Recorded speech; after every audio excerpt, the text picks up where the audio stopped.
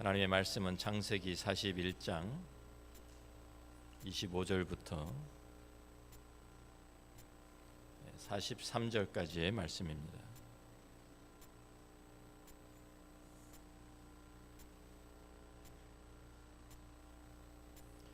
요셉이 바로에게 아뢰되 바로의 꿈은 하나라. 하나님이 그가 하실 일을 바로에게 보이심이니이다. 7 좋은 암소는 7회요 7 좋은 이삭도 7회니 그 꿈은 하나라. 그 후에 올라온 파리하고 흉한 7소는 7년이요 동풍에 말라 속이 빈 7 이삭도 7회 흉년이니 내가 바로에게 이르기를 하나님이 그가 하실 일을 바로에게 보이신다 함이 이것이라. 온 애굽 땅에 7회 큰 풍년이 있겠고 후에 7회 흉년이 들므로 애굽 땅에 있던 풍년을 다 잊어버리게 되고 이 땅이 그 기근으로 망하리니 후에 든 그 흉년이 너무 심함으로 이전 풍년을 이 땅에서 기억하지 못하게 되리이다. 바로에게서 꿈을 2번 겹쳐 꾸신 것은 하나님이 이를 정하셨음이라. 하나님이 속히 행하시리니 이제 바로께서는 명철하고 지혜 있는 사람을 택하여 애굽 땅을 다스리게 하시고 바로께서는 또 이같이 행하사 나라 안에 감독관들을 두어 7회 풍년에 애굽 땅의 5분의 1을 거두되 그들로 장차올 풍년의 모든 곡물을 거두고 그 곡물을 바로의 손에 돌려 양식을 위하여 각 성읍에 쌓아두게 하소서. 이와 같이 그 곡물을 그 땅에 저장하여 애굽 땅에 임할 7회 흉년에 대비하시면 땅이 흉년으로 말미암아 망하지 아니하리이다. 바로와 그의 모든 신하가 이를 좋게 여긴지라.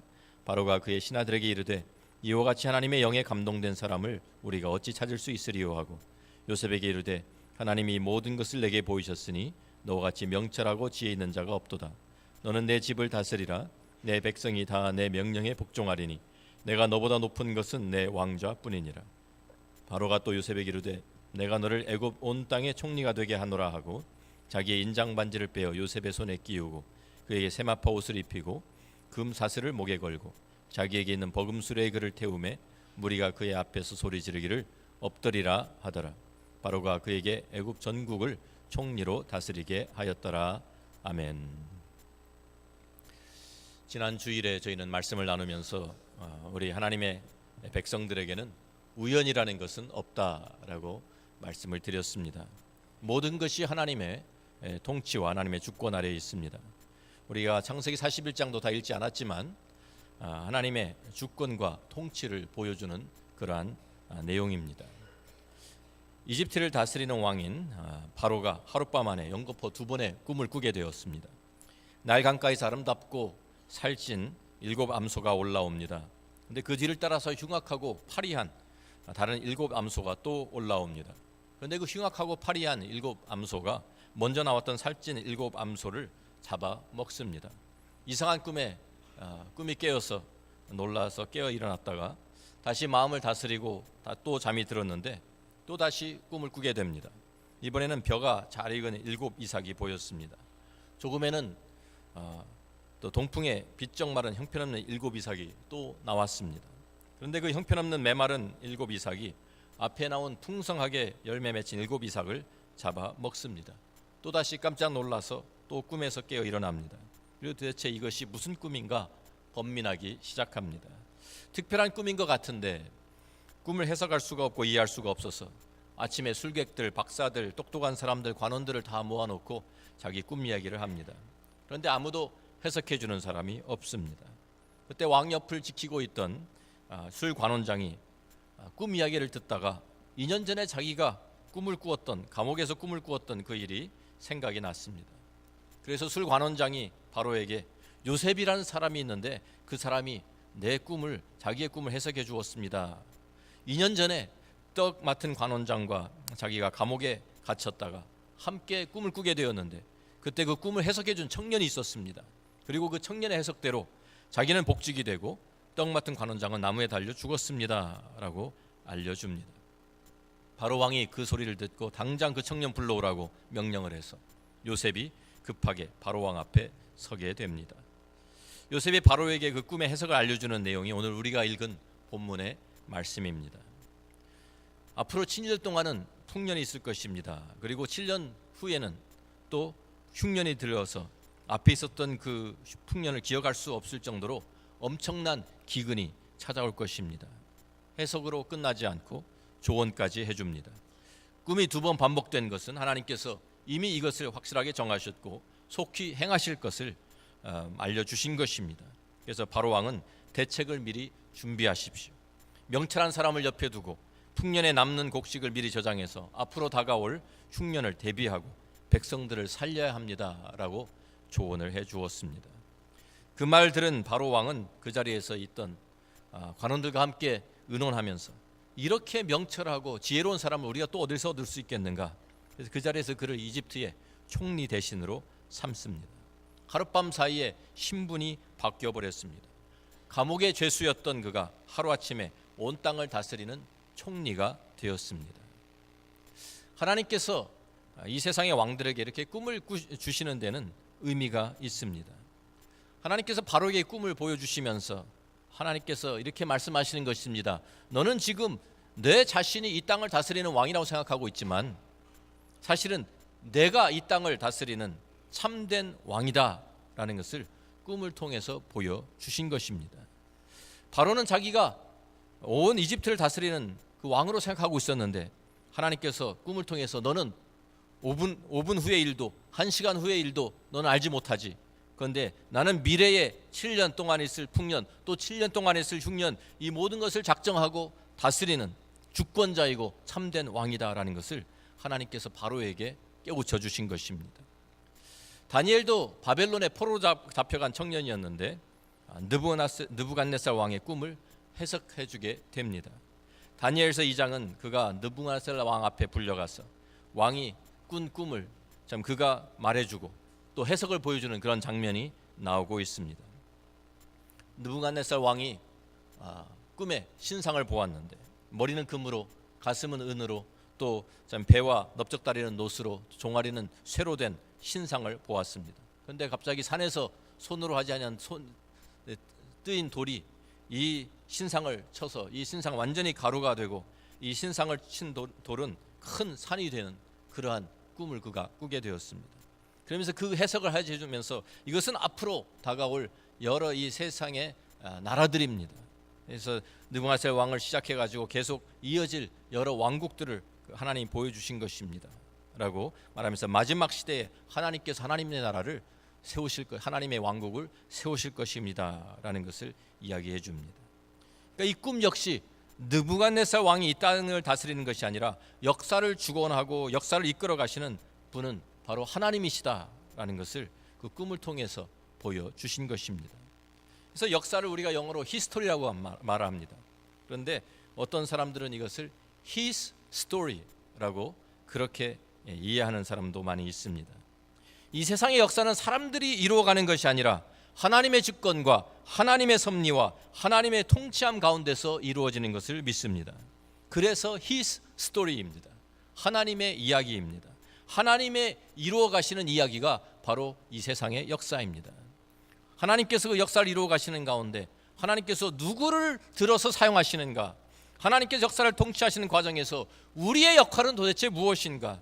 하나님께서는 어떤 사람을 사용하시는가? 이것이 중요한 것입니다. 우리가 언뜻 생각하기에는 위대한 지도자들, 왕들, 대통령들, 권세가 있고 재력이 있는 사람들, 똑똑한 학자들, 하나님께서 이런 사람들을 사용하셔서 역사를 이루어 가실 것 같이 생각이 들지만 사실은 그렇지 않습니다. 성경을 보면 하나님께서는 하나님께서 미리 예비하신 사람들을 훈련하시고 시키시고 단련한 후에 하나님의 때가 되면 그를 높여서 사용하신다라고 가르치고 있습니다. 베드로전서 5장 6절의 말씀입니다. 우리 같이 한번 읽어봅니다. 그러므로 하나님의 능하신 손 아래에서 겸손하라. 때가 되면 너희를 높이시리라. 아멘.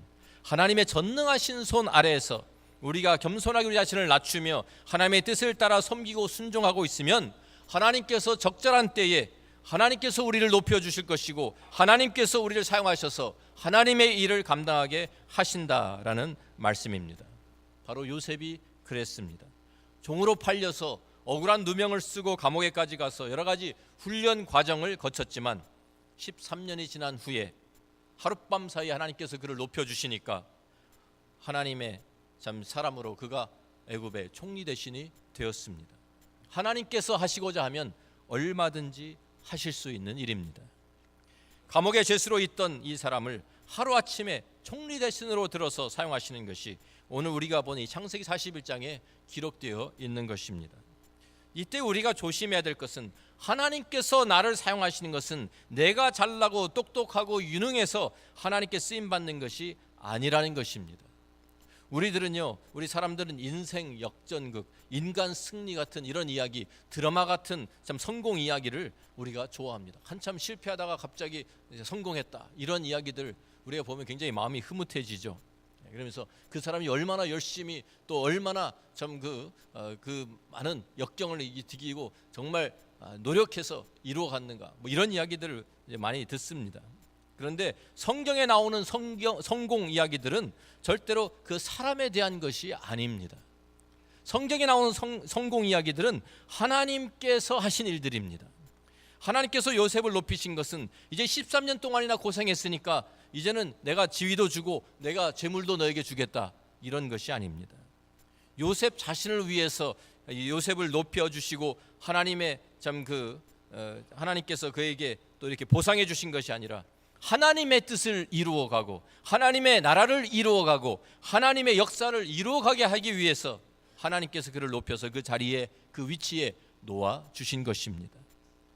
우리가 하나님의 절대적인 주권 아래에 있다는 것을 우리가 믿는다고 하면, 그리고 그 아래에서 하나님 모든 역사들이 이루어지고 있다는 것을 우리가 믿는다고 하면, 13년 동안 요셉이 고생하고 있었던 것은 사실은 하나의 훈련 기간이었습니다. 13년 동안 우리는 이렇게 생각할 수 있습니다. 요셉이 아까운 세월을 허송세월했구나. 종살이하면서 감옥에서 썩었구나. 17살 때 팔려와서 30살이 되었을 때 바로왕 앞에 섰으니까 아까운 청춘, 가장 그 황금기 같은 20대를 다 종살이로, 감옥으로 다 보내버렸구나, 이렇게 생각할 수 있지만, 잘 보면 하나님께서 요셉을 그 종살이 가운데에서도, 감옥에 가서도 하나님께서 그를 준비시키시고 훈련시키고 계셨다라는 것을 우리가 알 수 있습니다. 보디발의 집에 총무로 팔려가서 그는 가정 총무가 되었습니다. 그 집의 모든 것을 주관하고 다스리는, 그 집안일을 잘 돌보는 애드미니스트레이션을 그가 한 것입니다. 감옥에 가서도 감옥의 모든 재반 사무를 다 요셉이 맡아서 처리합니다. 그러니까 보디발의 집에서 경영학 학사를 했고요, 감옥에 들어가서 석사과정 마친 겁니다. 그런 후에 하나님께서 애굽 땅 전체를 다스리는 그 위치에 그를 놓아 주셨습니다. 40절 41절 다시 보면, 너는 내 집을 다스리라. 내 백성이 다 내 명령에 복종하리니 내가 너보다 높은 것은 내 왕자뿐이니라. 바로가 또 요셉에게 이르되 내가 너를 애굽 온 땅의 총리가 되게 하노라 하고, 그러면서 자기 인장 반지를 빼어줍니다. 인장 반지가 무엇입니까? 왕의 인이 새겨진, 그래서 그것으로 모든 문서에 서명을 하는 그러한 반지가 인장 반지입니다. 인장 반지를 빼어주었다는 것은 이 요셉이 무엇이든지 다 왕의 이름으로 결제할 수 있는 모든 권한을 그에게 내어준 것입니다. 여태까지 가정 총무로 또 감옥에서 사무를 보게 하면서 하나님께서 같은 일을 앞으로 할 것이기 때문에 미래에 대한 온 나라를 경영하는 일을 미리 훈련시키신 거예요. 그래서 그 때가 되니까 이제 그를 들어서 나라를, 국가를 경영하는 일을 하나님께서 그에게 맡겨주신 것입니다. 누가복음 16장 10절에 있는 말씀 우리 같이 한번 읽어봅니다. 지극히 작은 것에 충성된 자는 큰 것에도 충성되고 지극히 작은 것에 불의한 자는 큰 것에도 불의하니라. 그렇습니다. 하나님께서는 요셉이 작은 일에 충성하고 불평하지 않았을 때 하나님께서 그를 잘 사용하시고 훈련시키셔서 참 큰 일을 나중에 맡기신 것입니다. 나에게는 기회가 주어지지 않는다고 비관하고 포기하고 공부도 하지 않으면 절대로 큰일 할 수가 없습니다. 우리 한국에서 요새 젊은이들이 직장도 없고 미래가 없다고 헬조선이라는 말을 쓴다고 합니다. 물론 참 어려운 상황이 있는 줄로 압니다. 그렇지만 아무리 상황이 어렵다 할지라도 거기에서 나에게 주어지는 기회가 없다고 다른 사람을 탓하고 다른 사람들에게 모든 책임을 돌리고 하는 것은 마땅한 자세가 아닙니다. 그 가운데서 참 작은 일이라도 거기에 충성하고 거기에서 참 자기 훈련하고 있으면 지금은 비록 내 처지가 보잘것없고 내가 하는 일이 별것 아닌 것 같을지라도 하나님께서 나에게 맡기신 일이라 생각하고 열심을 다하고 충성을 다하고 있으면 하나님께서 그 사람을 들어서 귀하게 사용하신 줄로 믿습니다. 그렇기 때문에 우리가 철저하게 준비하고 우리는 실력을 키워야 합니다. 요셉이 실력이 없었으면 다 자포자기하고, 내가 이제 이 종살이하면 종으로 팔려와서 또 감옥에 들어가서 내가 이게 뭐야? 내가 지금 그러한 자포자기하고 아무것도 하지 않고 있었으면 나중에 일을 맡겨주어도 감당할 수 없었을 것입니다. 실력이 없으니까요. 그런데 그는 13년 동안 종살이 하면서도 또 감옥에서도 실력을 키우면서 준비하고 있었습니다. 정말 작은 일 같지만 감옥에 사는 일이 큰일이 있었겠습니까? 대수롭게 보이지 않지만 거기에서 충성하면서 실력을 쌓고 있었을 때 하나님께서 그에게 필요한 그 모든 스킬들을 거기서 배우게 하신 거예요. 우리가 크라데 킷이라는 그 영화, 오래전에 나온 영화인데 보신 분들도 있을 줄 압니다. 그 크라데 킷 하도 인기가 좋아가지고 속편도 나오고 그랬죠. 몇 개. 자, 거기에 보면은 두 주인공이 나오는데 가라데의 마스터로 나오는 미스터 미야기, 그리고 문제아인 티네이저, 그 다니엘이라는 다니엘 상이라고 부르는 그 티네이저 문제아가 하나 나옵니다.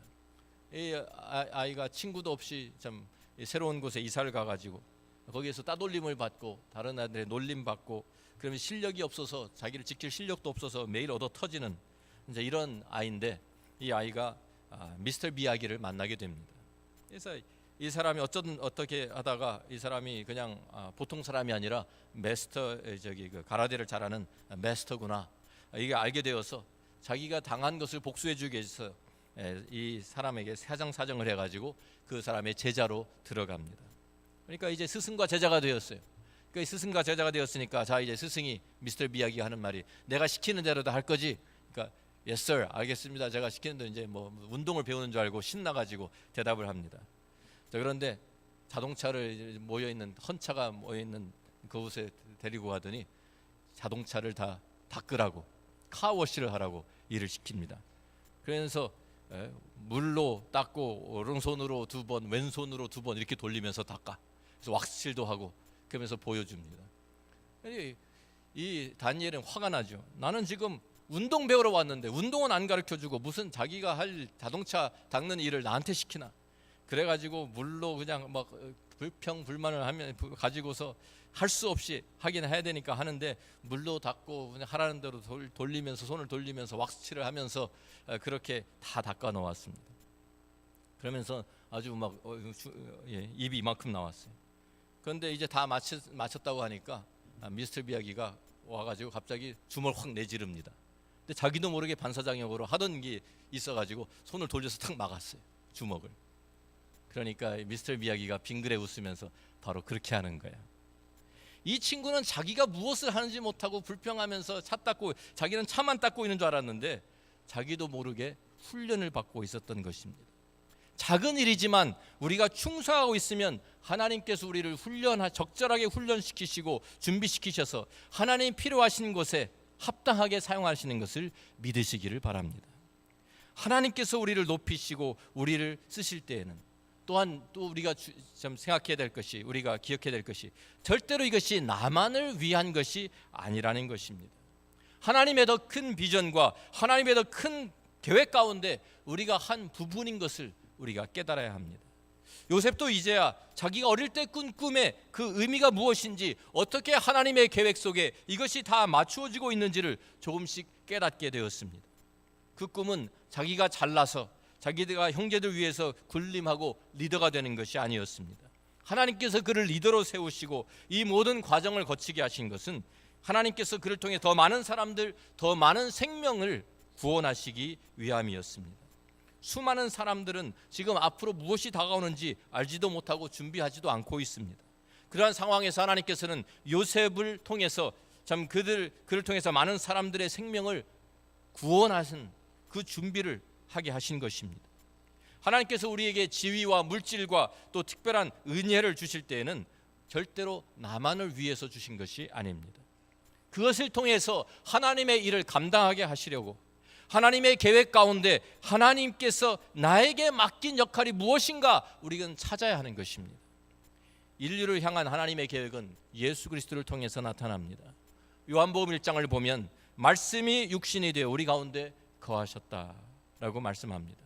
하나님께서 그 하나님 우리를 찾아오신 예수님께, 말씀이 육신 되신 그 예수님께서 하나님의 영광을 우리에게 보여주셨고 하나님의 구원의 계획을 우리에게 알려주셨습니다. 그리고 이제 예수 그리스도의 십자가와 부활의 사건을 통해서 우리를 하나님의 백성으로 부르셨고 우리를 그 하나님의 구속의 계획 가운데 우리를 하나님께서 이제는 사용하시기를 원하시는 것입니다. 우리가 가진 계획과 우리가 가진 비전은 그냥 우리 자신만을 위한 것으로 끝나서는 안 됩니다. 내가 성공하고 지위가 높아지고 돈을 버는 것으로 끝나는 것이 아닙니다. 하나님께서는 그러한 것을 우리 삶 속에 이루게 하시는 것은 우리를 통해서 이 세상을 향한 하나님의 계획과 뜻이 우리를 통해 또한 이루어지기를 원하시기 때문입니다. 이것을 위해서 우리에게 꿈을 주시고 비전을 주시는 것입니다. 나의 비전과 하나님의 비전이 연결이 되어야 합니다. 나의 비전과 하나님의 비전이 하나가 되어야 합니다. 하나님께서 나에게 그러한 비전과 꿈을 이루게 하신 그 능력을 주시는 것은 그것을 통해서 더 큰 하나님의 역사를 이루게 하시기 위한 것입니다. 우리가 에스더서를 보면은 하나님이라는 단어가 한 번도 나오지 않는 성경책입니다. 자, 그런데 그 뒤에는 하나님의 주권과 하나님의 섭리가, 하나님의 그 역사가 그 배경 속에 꽉 차 있습니다. 에스더서를 보면은 여러 가지 사건이 계속 이어지고 있는데 우리가 보면은 그냥 우연히 일어나는 일처럼 보이지만 그런데 그 배경에 하나님께서 계속 역사하고 일하고 계시는 것을 우리가 보게 됩니다. 사건이 벌어지는데 이스라엘 백성들 전체가 멸망을 당할 음모가 하만에 의해서 꾸며지게 되었습니다. 그런데 삼촌인 모르드게가 이제 왕후가 된 에스더를 찾아가서 그 우리 민족이, 유대 민족이 멸망당하게 되었다. 내가 이 일을 위해서 내가 이제는 해야 될 일이 있다라고 그에게 깨우쳐 줍니다. 그런데 에스더는 겁을 냅니다. 왕이 부르지도 않는데 내가 나가면 나 죽을 수도 있습니다. 그런데 그때 모르드게가 한 말이 있죠. 내가 왕후의 위를 얻은 것이 이때를 위함이 아닌지 누가 아느냐.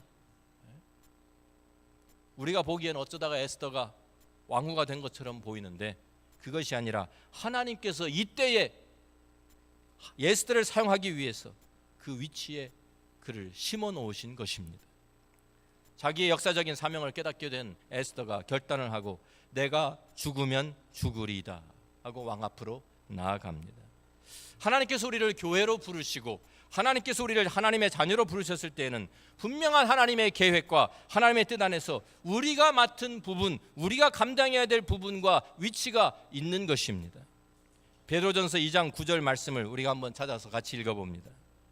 그러나 너희는 택하신 족속이요 왕같은 제사장들이요 거룩한 나라요 그의 소유가 된 백성이니 이는 너희를 어두운 데서 불러내어 그의 기이한 빛에 들어가 계시니에 아름다운 덕을 선포하게 하려 하심이라.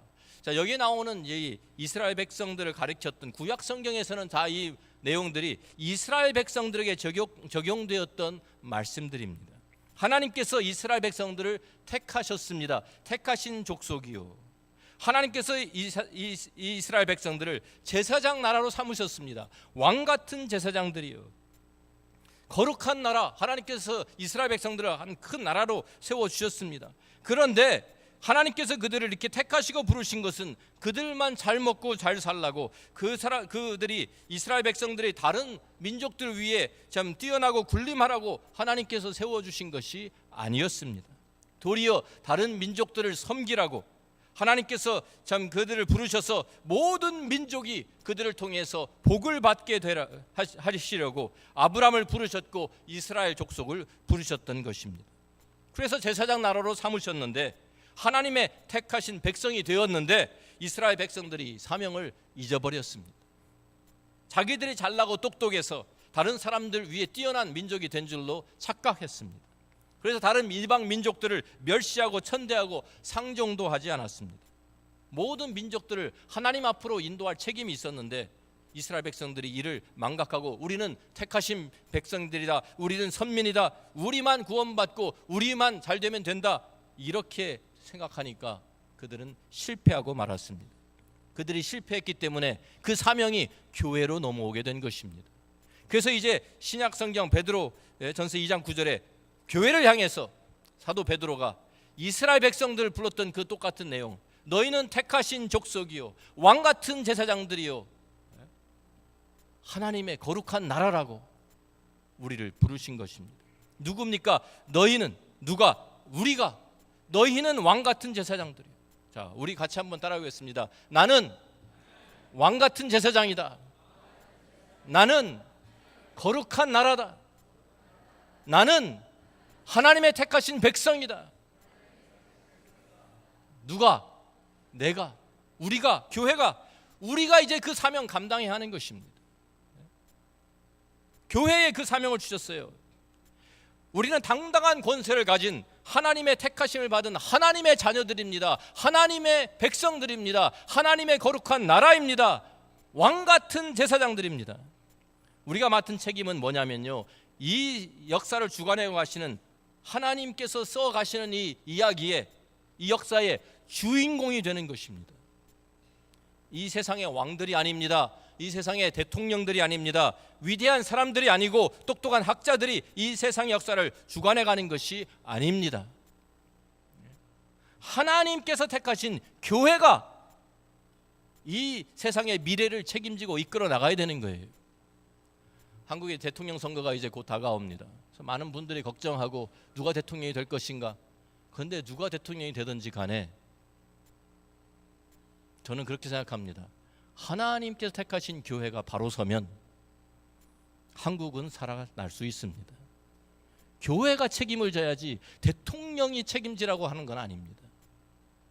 세상에 대한 책임을 대통령이 주신 것이 아니에요. 하나님께서 우리에게 주셨어요. 교회에게. 교회가 정신 차리고 교회가 바로 서면 한국도 바로 설 수 있습니다. 미국 대통령이 어쩌고 트럼프가 대통령이 안 될 사람이 대통령이 되고 뭐 어떻게 됐든 간에 교회가, 미국에 있는 교회가 바로 서면 미국도 바로 서는 줄로 믿습니다. 우리의 책임이에요. 우리 책임. 우리가 이끌어 나가는 거예요. 이 세상의 역사가 어떻게 이루어가는지 다른 사람들은 몰라요. 세상 사람들은 모릅니다. 대통령도 모릅니다. 그런데 하나님께서 우리에게 미리 보여주셨잖아요. 이 세상이 어떻게 끝나게 될지, 어떻게 하나님의 심판이 임하게 될지. 그래서 우리는 그것을 알고 있기 때문에 그 세상을 하나님의 구원의 길로 인도할 책임이 우리에게 있는 것입니다. 세상 사람들은 무엇이 어떻게 앞으로 다가올지 하나님 심판이 오는 것도 알지 못하고 있는데 하나님께서 우리에게 말씀을 통해서 하나님의 이 역사가 어떻게 마치게 될지 다 미리 보여주셨기 때문에 우리들이 바로 그것을 알고 있는 우리들이 이 세상을, 하나님의 역사를 이끌어갈 책임이 우리에게 있는 것입니다. 그런데 우리는 아직도 세상에 끌려서 방향도 없이 목적도 없이 사는 사람들처럼, 사명도 없이 사는 사람들처럼 이리저리 끌려다니기만 합니다. 우리가 세상을 이끌고 가야 할 사람들이에요. 세상에 끌려다닐 사람들이 아니라 세상을 끌고 가야 할 사람들입니다. 이것을 위해서 하나님께서 우리를 도구로 사용하시기 위해서 이 시대에 우리를 부르신 것입니다. 그 시대에 요셉을 부르셔서 하나님이 사용하신 것처럼 하나님께서는 오늘날 우리를 부르셔서 하나님의 뜻을, 하나님의 나라를 이 땅에 이루게 하시기 위해서 우리를 부르신 겁니다. 우리는 택하신 족속입니다. 우리는 왕 같은 제사장들입니다. 다시 한번 합니다. 나는 택하신 족속이다. 나는 왕 같은 제사장이다. 좀 세상에 나가서 당당하게 사십시오. 아멘입니까?